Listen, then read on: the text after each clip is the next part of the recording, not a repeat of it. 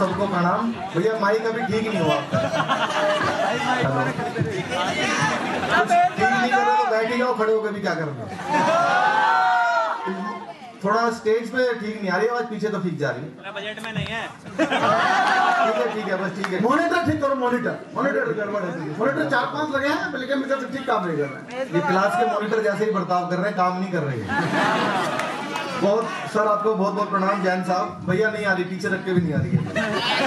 पैसे लेंगे, अभी देंगे पैसे देंगे। बहुत अच्छा आप सबने सबका सम्मान किया। ये सब बहुत बड़े बड़े कवि हैं मैम, ये सब इतने बड़े कवि। मैं मंच का सबसे छोटा कवि हूँ। मेरा कविताओं में केवल इतना योगदान है जितना हमारे क्रिकेट टीम में अनुष्का शर्मा का।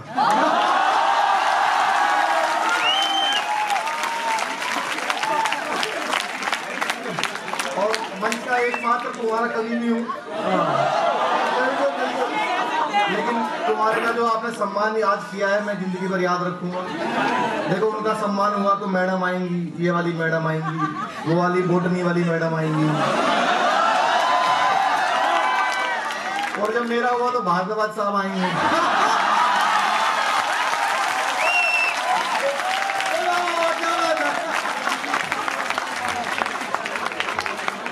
भाई साहब कुआं नहीं मिला मुझे कोई यहाँ। ऐसा है दीपक भारद्वाज जी के पास 2 मालाएं और बच्ची हैं अभी, फिर आ रहे हैं। नहीं मुझे भारद्वाज जी से करवाना नहीं, मुझे तो मैडमों से करवाना था।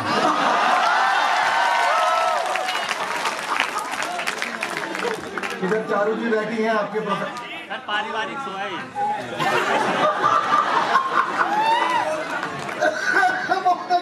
जी जी जी जी बहुत बड़ी बात। चारू जी बैठी हैं, आपके प्रोफेसर हैं, और उनको देखो फिर मुझे देखो, हालांकि आप ऐसे ही कर रहे हो। आपको बिल्कुल ऐसा लगेगा जैसे सानिया मिर्जा के बाद मलिंगा देख लिया।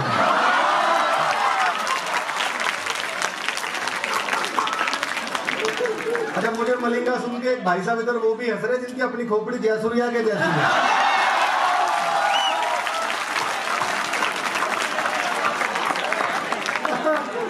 बहुत अच्छे बात, दीपक कमाल है। वाह वाह वाह, आगे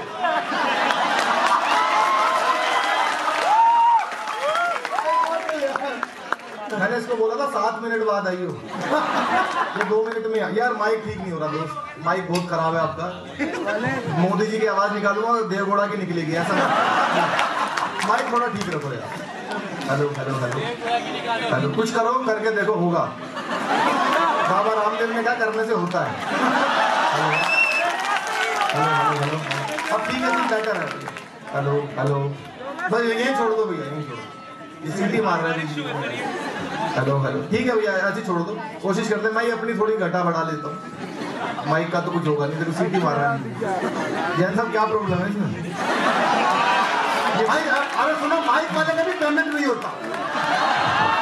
हेलो हेलो हेलो हेलो, अब ठीक है, अब ठीक होगा कुछ, अब ठीक हो, अब ठीक है, अब ठीक होगा। मैं समझ गया था डंडे की प्रॉब्लम है। ये दिल्ली विधानसभा का माइक है, ऐसे ही चलता है। बहुत बहुत शुक्रिया आपको, बहुत अच्छा लग रहा है आपके बीच में आके। सब बड़े आजकल सर क्या टेंशन बहुत हो गई, पूरी दुनिया में टेंशन है। आतंकवाद की टेंशन, महंगाई की टेंशन, बेरोजगारी की टेंशन, कोरोना की टेंशन। कोरोना की टेंशन सबसे ज्यादा सर हम कवियों ने, कलाकारों ने झेली है, क्योंकि ऐसे प्रोग्राम होने बंद हो गए। ऑनलाइन शो चल रहे थे, zoom live, Instagram live, Facebook live, ऊपर कोट और नीचे निक्कर पहन के 2 साल प्रोग्राम। अच्छा सुनने वाली भी ऑनलाइन ऐसी कोई पोछा लगाते हुए सुन रहा है, तो झाड़ू लगाते लगाते लाइक कर रहा है ये। लेकिन सर कोरोना में सबसे ज्यादा टेंशन, भैया बिल्कुल ठीक है, आप छेड़ना मत प्लीज, बिल्कुल ठीक है। कोरोना में सर सबसे ज्यादा टेंशन मुझे हुई, क्योंकि कोरोना में इंग्लिश बहुत आ गई। Sanitiser, vaccination, isolation, quarantine, ambulance, oxygen. अच्छा एक आदमी रोज मेरे घर घंटी बजाता, बोला भाई साहब सैनिटाइजर दे दो। मैंने कहा मैं कहां से लाऊं, फिर घंटी बजाई, बोला भाई साहब सैनिटाइजर दे दो। मैंने कहा मैं कहां से लाऊं, फिर घंटी बजाई, बोला भाई साहब सैनिटाइजर लेके जाऊंगा। मैंने कहा मैं कहां से लाऊं, बोला आपके घर के बाहर लिखा हुआ सैनी। मैंने सैनी देख के सैनिटाइजर मांग लिया, अच्छा मैं चड्डानी हूं, और ये तो और भी अच्छा राघव चड्डानी हूं। बहुत टेंशन है, आतंकवाद की टेंशन चल रही है। रशिया का और यूक्रेन का युद्ध चल रहा है, लगभग 1.25 साल हो गया सर, बहुत टेंशन चल रही है। रशिया बम पे बम मारे चले जा रहा है, यूक्रेन लगभग तबाह। राजेश जी बोले यार हम तो पूरे देश का, पूरी दुनिया का भला चाहते हैं, हम तो पाकिस्तान का भी भला चाहते हैं जिनके पास आटा नहीं है खाने के लिए। हम सबका हमें क्या करना, यूक्रेन को क्या करना चाहिए जिससे यूक्रेन बच जाए। मैंने कहा भाई साहब बहुत आसान है, यूक्रेन को अपनी तोप के अंदर पतंजलि का शैम्पू डाल के फायर कर देना चाहिए। ये बोले उससे क्या होगा, मैंने कहा रूसी भाग जाएगी।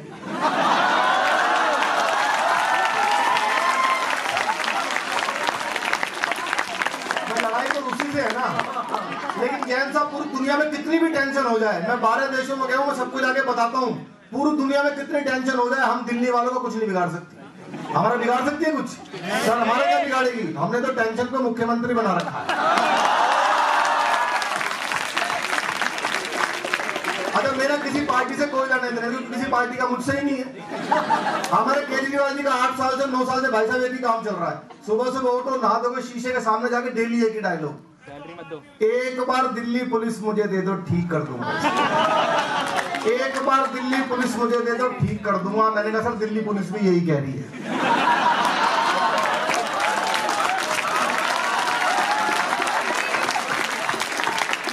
एक बार दे दो। अच्छा हमारे, अरे भाई क्या हो गया, ये भाजपा वाला होगा पक्का।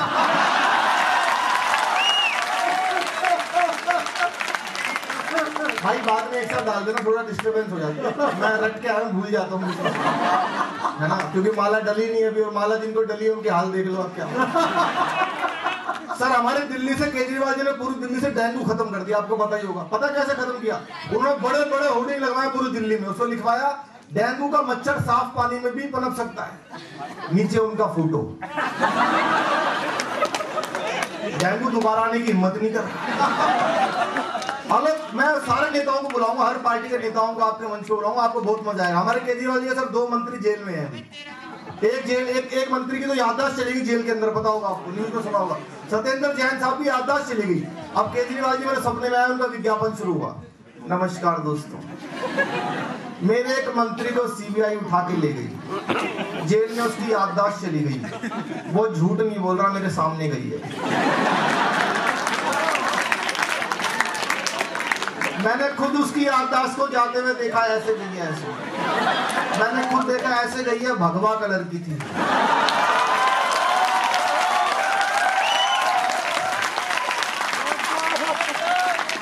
मेरी मोदी जी से अपील है कि जल्द से जल्द उसकी याददाश्त को ढूंढ के ले आए। मेरा भी हिसाब किताब है, अगर सच में याददाश्त चलेगी तो मेरा नुकसान हो जाएगा। ये सर दिल्ली में गली गली में शराब के ठेके खुल गए सब। मैं दिल्ली में जा रहा था, हमारे वहाँ हनुमान मंदिर है लगभग 125 साल पुराना, उसके सामने शराब का ठेका खुल गया। तो केजरीवाल जी को मैंने पकड़ा। नेता वही होता है जो अपने हर काम को सही साबित कर दे। उन्होंने विज्ञापन, नमस्कार दोस्तों, मैंने दिल्ली में गली गली में शराब का ठेका खोल दिया है, उसके पीछे लॉजिक है, साइंस है। ये भाजपा वाले नहीं समझते हो, ये अनसाइंटिफिक लोग हैं। मैंने कहा क्या फायदा है उसका? पहले आदमी को शराब पीनी होती थी, कई किलोमीटर दूर जाता था, वो शराब पी के गिर जाता तो कोई बचाने वाला नहीं होता। आज आपके घर के बराबर में खुलवा दिया है, अगर कोई पी के गिरता है तो चाचा बुआ मामा कोई ना कोई बचा लेता है, की तरफ फायदा है। पहले देश में लोग अंग्रेजी नहीं बोल पाते थे, गरीब आदमी रिक्शा वाला अंग्रेजी नहीं बोल पाता था, आज सब ठेके पे जाके अंग्रेजी बोलते हैं, बडवाइजर दे दो, इसका बड़ा फायदा। सर उन्होंने बताया दिल्ली में 500 नए स्कूल खुल गए। मैं तो सपने में सारे नेताओं को पकड़ता हूँ, सबको पकड़ूंगा अभी। मैंने कहा भाई साहब 500 नए स्कूल दिल्ली के अंदर मुझे दिखाओ। नेता वही होता है जो अपने हर काम को साबित कर दे। उन्होंने भाई साहब साबित कर दे, मजे लेना, आनंद लेना, पार्टी वार्टी सब दिमाग से निकाल के। मैंने कहा सर 500 स्कूल दिखाओ। एक स्कूल तो ये रहा, ये सामने स्कूल है। मैंने कहा जी एक हो गया, 500 दिखाओ। सुबह लड़कियां आती हैं, शाम को लड़के आते हैं, 2 ही हो गए। आप किसी क्लास में जाओ, कोई बच्चा घर पे नहीं कह के जाता क्लास में जा रहा हूँ, क्या बोल के जाता है? एक कमरे में 20 स्कूल बैठे हुए, ऐसे ऐसे 50 कमरे, कितने स्कूल हो गए? मैंने काफी हो गए। स्कूल के सामने शराब का ठेका है। हेलो हेलो हेलो, माइक चल रहा, माइक चल रहा, माइक चल रहा। इसको फिल्म की तरह देखो, फिल्म समझ के देखो अंधेरे में।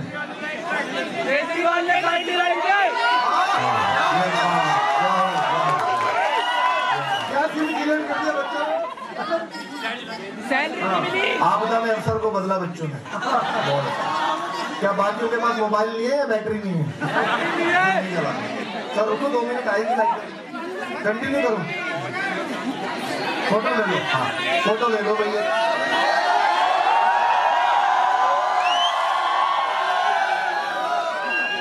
मैं क्या सुना रहा था, मैं तो लाइट जाके भूल गया।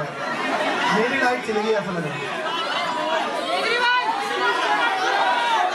500 स्कूल इसका मेन पंच तो रह गया। मेन पंच उन्होंने 500 स्कूल गिनवा रहे हैं। स्कूल के सामने शराब का ठेका है। भगवंत मान ने बताया कि एक अच्छा पैक लगा लो तो एक स्कूल के 2 दिखाई देते हैं। तो 2 तो ये वाले भी मानने पड़ेंगे। ऐसे ऐसे करके 500 बना रखे, कहो तो 1000 बना के दिखा। ये सारी टेंशन है। लेकिन मैं आपको बताऊं, मैं देश के सारे नेताओं की लगभग 50-60 नेताओं की मिमिक्री करता हूं। उन सबको भी बुलाऊंगा, थोड़ा लाइट भी आ जाएगी। जब तक मैं और कुछ आपको बताता हूं। सर हमारे दिल्ली में जितनी टेंशन है पूरी दुनिया में कहीं नहीं है। क्योंकि नाम देख लो, नाम ऐसे ऐसे हमारे दिल्ली में। पुरानी दिल्ली में नई सड़क, नई दिल्ली में पुराना किला,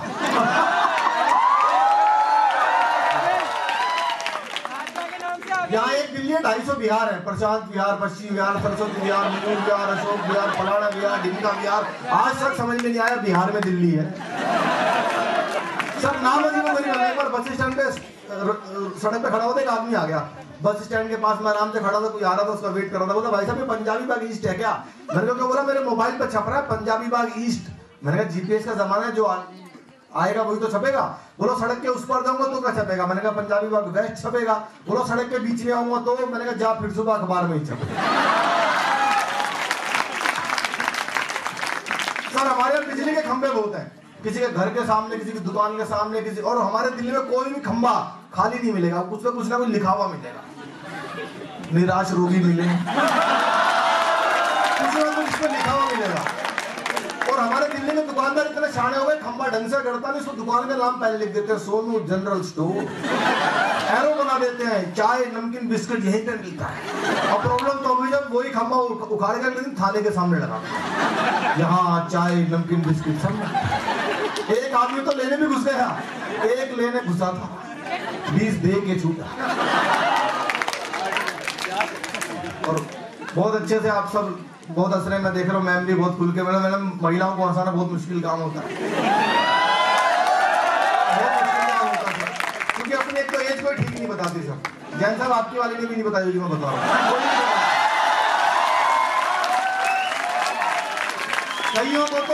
कईयों को तो मरने के बाद संदूक में जब पुराना सर्टिफिकेट मिलता है तब पता लगता 10 साल बड़ी थी, पता ही नहीं होता।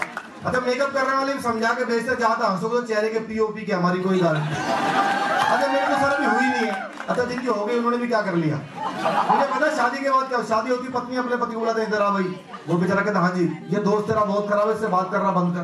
दोस्त से बात करना बंद कर देता है, कल से ये खाना बंद कर, वो पीना बंद कर, IPL पे सट्टा लगाना बंद कर। जब वो सब कुछ छोड़कर बिल्कुल सुधर जाता है ना, अचानक रोमांटिक होकर बोलती है अब आप पहले जैसे।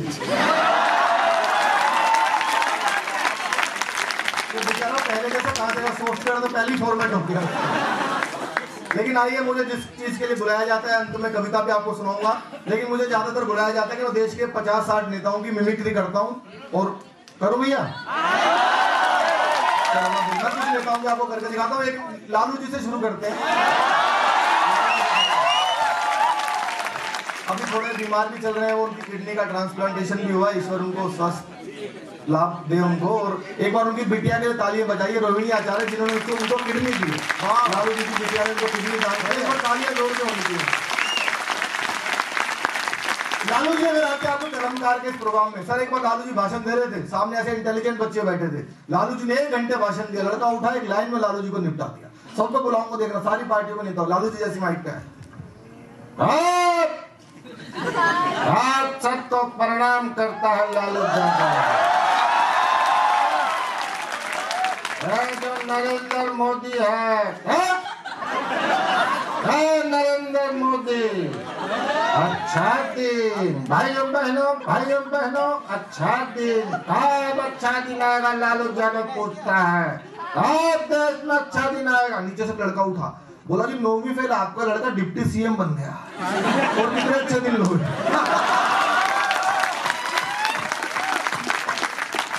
और कितने अच्छे दिन लोग। एक और नेता है क्या थे, नहीं अभी है, सॉरी वापस आ गए, नवजोत सिद्धू।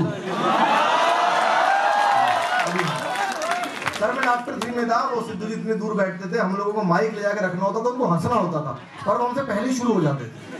और आपने सबने सिद्धू जी का भाषण सुना है, अगर एक बार वो बोलना शुरू कर दें, या तो भगवान रुकवा सकता है या इमरान रुकवा सकता है। एक नया लड़का है, उसने जैसे ले जाकर माइक रखा, गुरु मैं कहता हूं तुझ में वो बात है, सागर को नदी दशक को सदी बना देगा। पर्वत झरने का अगर सागर बंदा डर गया, बोले माफ करो तो माइक टेस्ट कर। हालांकि आज आए तो हम भी माइक ही टेस्ट करने, ये माइक ही ठीक नहीं होता भैया, लेकिन फिर भी इस माइक की मैं इसलिए तारीफ करूंगा क्योंकि देश में बहुत बार लाइट जाती है, हमेशा माइक बंद नहीं हुआ लाइट जाने के, इसलिए माइक की तारीफ। बहुत सारे नेता है, लेकिन सर कुछ नेता ऐसे भी आए देश में जिनका भाषण समझ में नहीं आता बोल क्या रहे हैं। एक था स्वर्गीय मुलायम सिंह यादव, उनका किसी को समझ में नहीं आया कि कभी क्या बोल रहे हैं। एक और हमारे राजस्थान के मुख्यमंत्री अशोक गहलोत जी, भाई साहब कुछ नहीं पता लगता क्या बोल रहे हैं। पिछले दिन भाषण दे रहे थे, जो हमारे राजस्थान की नहीं अभी जब कहीं कभी सोनिया जी के राजस्थान में आएगी,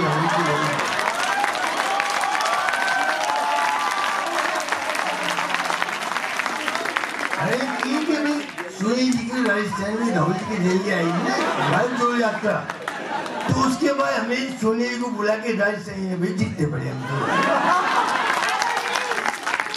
सबका अपना, लेकिन एक दो आवाज, एक दो मिमिक्री आपको ऐसे सुनाऊंगा एक्सक्लूसिव, जो आपने बहुत कम कलाकारों को सुनी होगी, शायद ना सुनी हो। एक ऐसी आवाज है हमारे देश के रक्षा मंत्री राजनाथ सिंह जी की आवाज।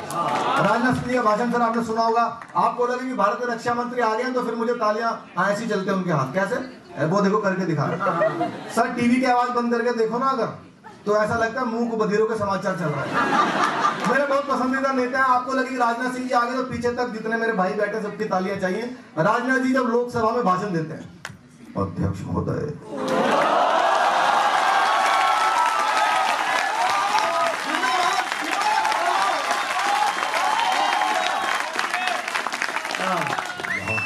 पाकिस्तान का है तो हमारी सरकार ने पाकिस्तान को यह स्पष्ट संदेश दिया है कि पाकिस्तान से या कश्मीर पर मैं डंके की चोट पर कहना चाहता हूँ।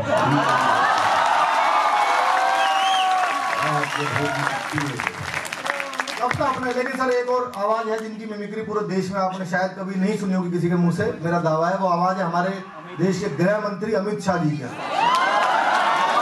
सुनिए सर आपने उनकी मिमिक्री किसी से, मिमिक्री सर कोई नहीं कर रहा, अगर कर भी रहा होगा तो कर नहीं पा रहा होगा, अमित शाह जी। और इस माइक में, माइक जितना खराब होता है उनकी आवाज उतनी अच्छी आती है, या तो आवाज अच्छी आती है या फिर खराब से खराब माइक ठीक हो जाता है। अमित शाह जी देखना, आपने उनको रैलियों में भाषण सुना, जब रैलियों में भाषण देते हैं, रैलियों का भाषण, उसके बाद यदि वो यहाँ पे आते तो आपसे कैसे बात करते, पहले उनका रैलियों वाला भाषण सुनना। देखिए ये राहुल बाबा कहते हैं इनको विकास दिखाई नहीं देता है। राहुल बाबा आपको कभी विकास दिखाई नहीं देगा, आपकी आंखों पर तो इटालियन चश्मा चढ़ा हुआ है।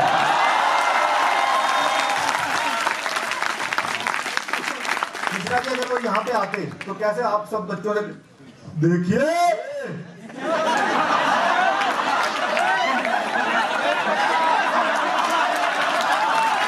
हेलो, इधर ध्यान दो भाई, इधर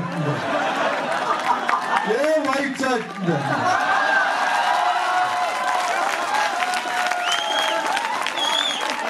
देखिए ये दीनदयाल उपाध्याय जी कॉलेज में, यूनिवर्सिटी में कलमकार का कवि सम्मेलन है, तो मैं आपको बहुत शुभकामनाएं देता हूँ और इतना ही कहता हूँ भाई, जितने भी लोग यहाँ पर हैं और तालियां नहीं बजाते हैं उनको हम देखेंगे।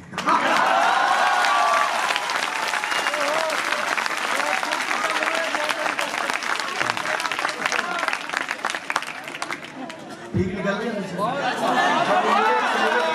सामने, ठीक जा रही है, पर अपने लोग स्टेज को समझ गए। अच्छा आज पेमेंट यही देगा चश्मे वाला। लेकिन एक आवाज है जो पूरी दुनिया में गूंज रही है, हमारे प्रधानमंत्री मोदी जी की।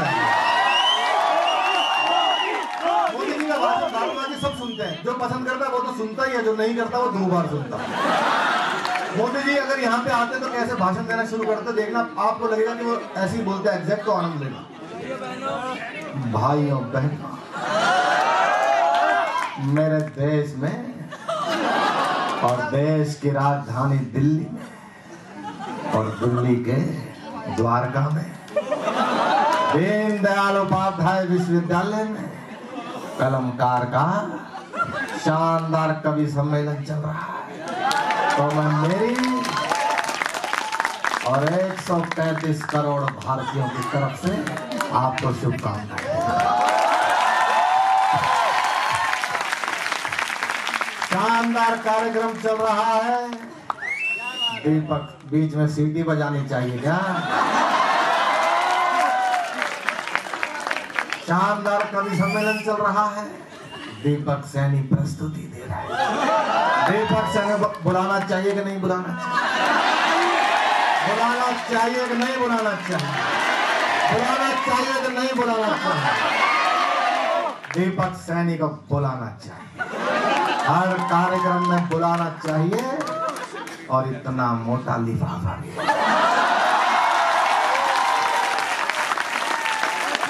ज्यादा मोटा हो गया, 10 की रख दी है सब। अच्छा, अब क्योंकि मिमिक्री कर रहे हैं तो कहते हैं ना, हवन होता है, कोई अनुष्ठान होता है तो उसमें पूर्ण आहुति जब तक ना हो तो यज्ञ संपन्न नहीं माना जाता। तो नेताओं की मिमिक्री करो और उनकी मिमिक्री ना हो तो यज्ञ संपूर्ण नहीं होगा। वो एक ऐसी आवाज है, हमारे बड़े भाई, देश के बहुत बड़े नेता, परम आदरणीय श्री राहुल गांधी। जैन साहब ऐसे हंसोगे नहीं आप, कॉमेडी में मेरे सीनियर है वो।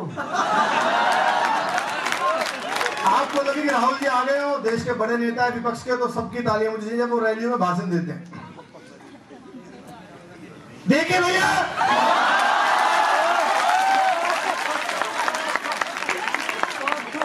ये जो कविता है, पोइट्री, पोइट्री, शायरी, शायरी, पोइट्री, ये जो पोइट्री है ये कैसे होती है जैन साहब? ये आपको गोदी मीडिया नहीं बताएगा, मैं बताता हूँ, मैं बताता हूँ। कल एक बच्चा आया मेरे पास खुद आया चल के, बच्चा, चाइल्ड मेरे पास आया, कहते राहुल जी ये देश में क्या हो रहा है? मैंने उससे ये पूछा ये कविता क्या होती है? तो मुझे कहता है राहुल जी कल बैसाखी है। मैंने भी कहा ठीक है, लेकिन मेरा जवाब नहीं मिल रहा, मुझे मेरा जवाब नहीं मिल रहा भैया, मैं जवाब चाहता हूं। वो आगे बढ़ता है, कहते राहुल जी आप भले आदमी हो। मैंने कहा यू आर राइट, मैंने भी कहा, लेकिन जवाब उसने भी नहीं दिया। मैं नाम नहीं लूंगा भैया ना। वो कहता है आखिर ये कविता होती कैसे है? मैं बताता हूँ हाउ इज इट पॉसिबल। ये फैकल्टी है, जैन साहब है, चारू जी है, ये लोग पैसा देते हैं तब हम करते हैं भैया, सिंपल, खत्म, टाटा, बाय।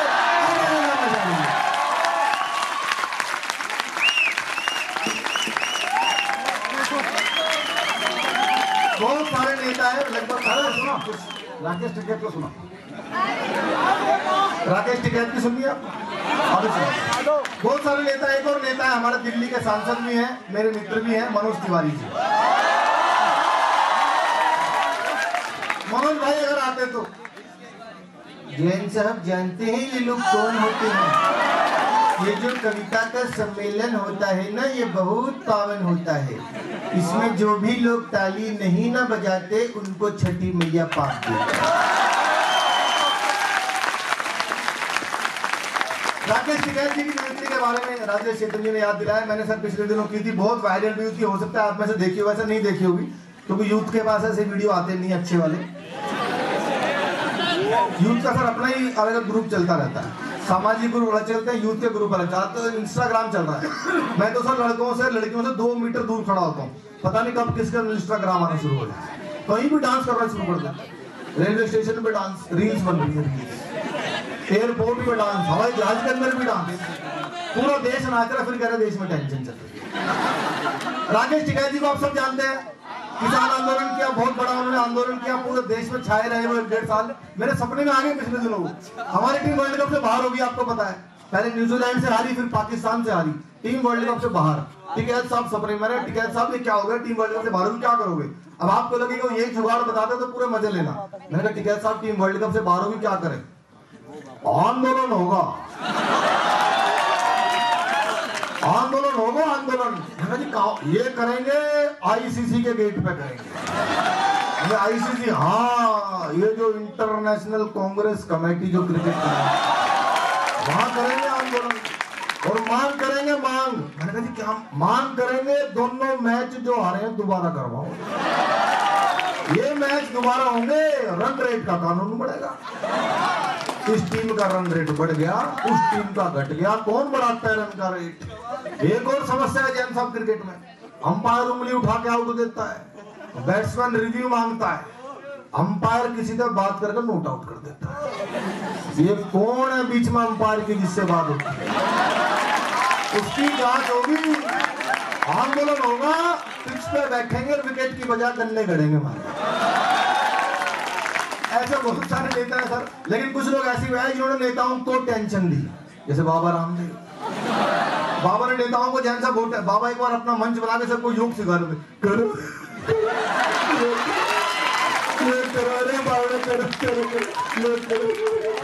अचानक बाबा ने कहा फड़कने लगी, किसने? बाबा आपके हाथ में नीचे बैठ के कपाल भाती कर।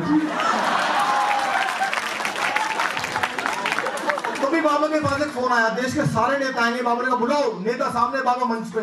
नेताओं ने कहा बाबा हमें भारत से करप्शन खत्म करना है, क्या करें बताओ?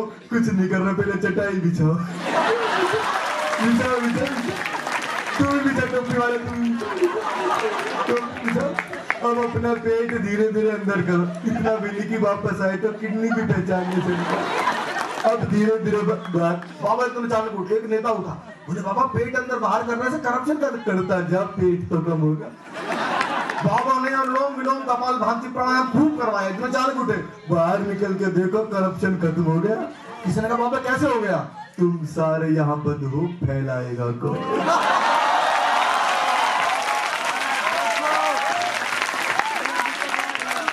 अब मैं बिल्कुल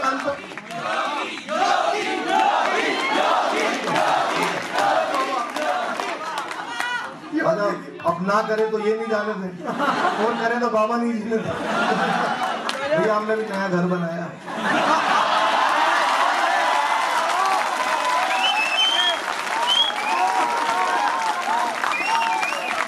और बनाया भी मेन रोड पे, फ्री साइड ओपन, 3 बुलडोजर एक साथ कर सकते हैं। लेकिन मैं कोशिश करता हूँ, मेरे भाई कह रहे हैं तो मैं कोशिश करता हूँ। इसके बाद मैं बिल्कुल एक ताजा मिमिक्री आपको 2 मिनट की ऐसे सुनाऊंगा जो आपने नहीं सुनी होगी अभी किसी से, किसी ने भी उनकी मिमिक्री नहीं की, लेकिन आपने योगी जी का है, मैं कोशिश जरूर करूंगा। अच्छी निकले, इन बच्चों ने भी कोशिश की, कोशिश करूंगा ज्यादा से ज्यादा क्या हो, बुरी तो निकलेगी, चेक तो मिल ही चुका है, क्या फर्क पड़ेगा? क्योंकि मां सरस्वती की कब कृपा हो जाए कुछ नहीं पता, कब निकल जाए। और लेकिन बस दुख इस बात का कि आपने इस माइक पर डिमांड की है, लेकिन मैं करूंगा, कोशिश कर रहा हूं। सुनिए, उत्तर प्रदेश के अंदर भगवान श्री राम का भव्य मंदिर बन रहा है।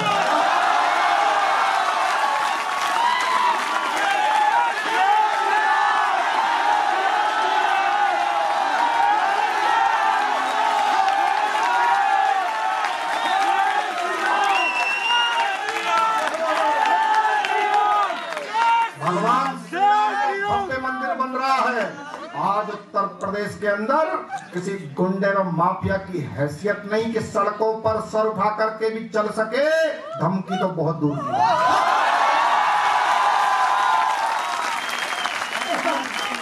ये मैंने कोशिश की क्योंकि आपने बोला, लेकिन एक मैं बिल्कुल ताजा मिमिक्री आपको, क्योंकि हमने योगी बाबा जी की बाबा रामदेव जी की भी, तो एक बाबा इन दिनों देश में बहुत वायरल चल रहे हैं, बाबा बागेश्वर वाले।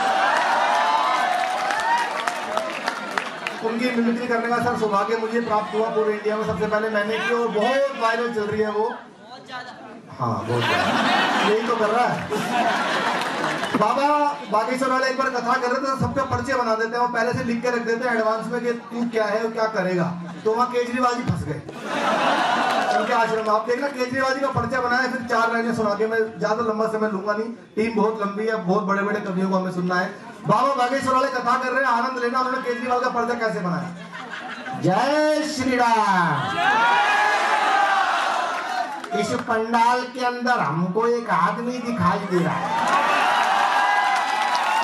जो नीली और ढीली शर्ट पहन करके बैठा हुआ है, वो आ जाए, उनकी अर्जी स्वीकार कीजिए। अब सामने से आ गए। बाबा नमस्कार। आओ, कैसे आए, क्या सवाल मन में लेकर? बाबा जी मैं दिल्ली का सीएम हूँ, एलजी मेरी बात नहीं मानता,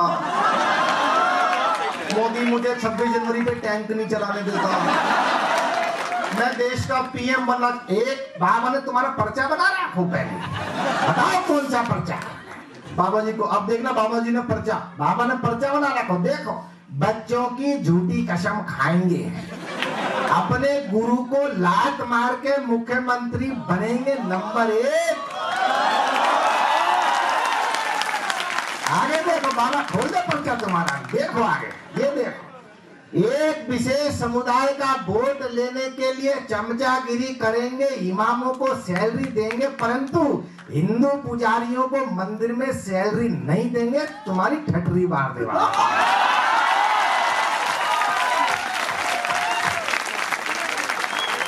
बाबा जी मैं पीएम बनना चाहता हूँ। सबसे पहले दिल्ली विधानसभा के अंदर हिंदू राष्ट्र की मांग करो और एक मंत्र लिख के दे रहे, इसका जाप करना है 3 बार भारतीय पार्लियामेंट के सामने। बाबा जी कौन सा मंत्र है? हर हर मोदी, घर घर मोदी। थैंक यू सर, धन्यवाद।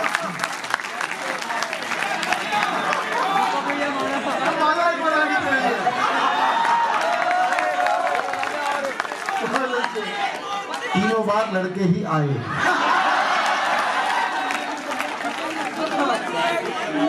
अब क्या रह गया? मनमोहन सिंह।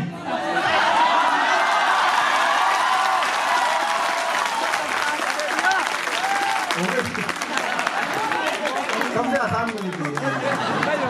अंत में, क्योंकि कवि सम्मेलन आपने कराया, कविताएं भी बहुत लंबी लंबी है, क्या सुनाए क्या ना सुनाए, समय मैंने आपका ऑलरेडी बहुत ले लिया है, तो मैं 4-4 पंक्तियां, 2 छंद में सुना देता हूँ। 4-4 पंक्तियां 2 बार, उसके बाद अपना स्थान लूंगा, फिर कभी आएंगे तो सुनाएंगे। अगली बार भी आना है मुझे जयंत साहब, आखिरी बार थोड़ी आए, सब कुछ अभी सुना दूंगा। तो सर हमारे अभी बात हुई देश में, हमारे देश के वीर रस के बहुत बड़े कवि योगेंद्र शर्मा जी बैठे हैं, कश्मीर की बात चलती है। द कश्मीर फाइल्स मूवी भी आई, आप सबने देखी।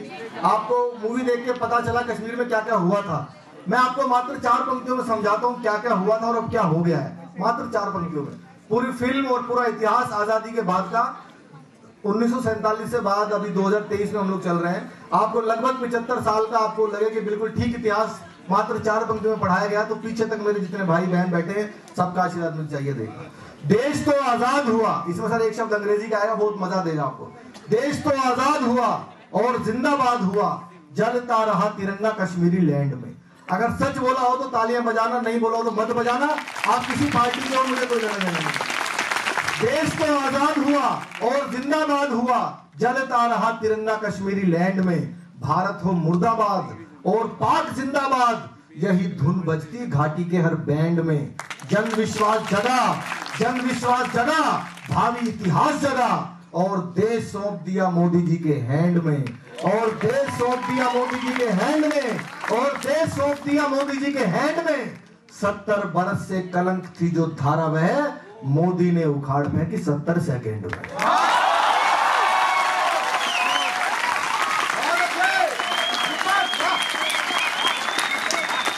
अंतिम 4 पंक्तियां मैं जरूर सुनाना चाहूंगा, क्योंकि मैं युवाओं के बीच में खड़ा हूं और आजकल अगर सबसे ज्यादा कोई भटका है पिछले 20 सालों में तो वो युवा भटका है।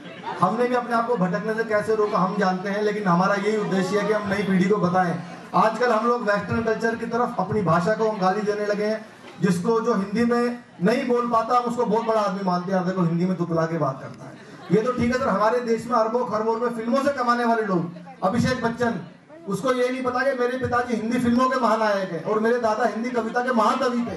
हिंदी चैनल वाला उससे हिंदी में इंटरव्यू लेता है तो वो अंग्रेजी में जवाब देता है। तो हमारे देश में सबसे ज्यादा अगर आघात, क्योंकि कलमकार का कार्यक्रम है, सबसे ज्यादा आघात अगर किसी एक चीज पर हुआ तो वो हिंदी के ऊपर हुआ है। और जिस देश की भाषा नहीं बचती वो देश धीरे धीरे समाप्त हो जाता है। चाइना में चाइनीज, फ्रांस में फ्रेंच, जापान में जापानीज, लेकिन भारत में हिंदी बोलने पे कुछ लोगों को शर्म आती है। तो अंतिम 4 पंक्तियां सुनाकर अपनी जिम्मेदारी की मैं अपने भाइयों को बहनों को सौंपता हूं। अंग्रेजी में बजाते गाल पीटते हैं थाल, हर बात अंग्रेजी में ही जमा रहे हैं।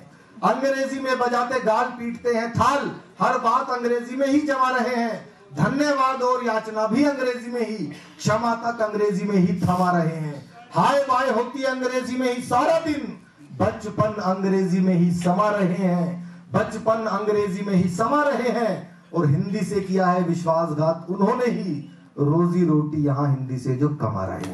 बहुत